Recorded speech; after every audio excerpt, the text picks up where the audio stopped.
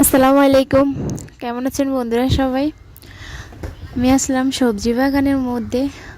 ওই পাশ দেখতেছি ঘন কালো মেঘ। এখন দুপুর 1টা বাজে।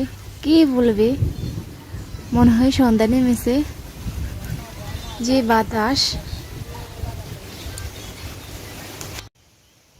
যারা গ্রাম থেকে বহু দূরে রয়েছেন তারা এই মুহূর্তগুলোকে অনেক মিস করেন।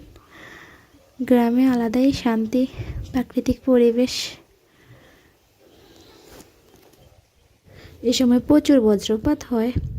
ওই যে মাঠে দেখতে পাচ্ছেন একটি গরু।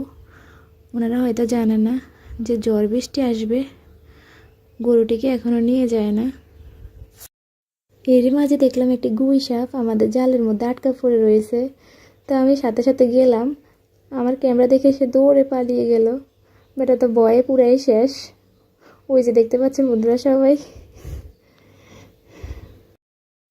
সন্ধ্যা আম্মা এই ডিম কেকগুলো বানিয়েছে, এখন কাটিং করতেছে।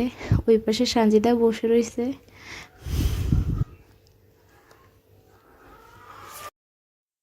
কে কে খাবেন বন্ধুরা, চলে আসেন আমাদের বাড়িতে। তো আমার ভাইয়েরা পিঠা নাকি চচ দিয়ে খাবে। সব খানা তারা উল্টাপাল্টাভাবে খায়। তো এগুলো নিয়ে অনেক হাসি আমরা। তো এখন সবাইকে পরিবেশন করে দিবে, সবাইকে দিতেছে এক এক করে।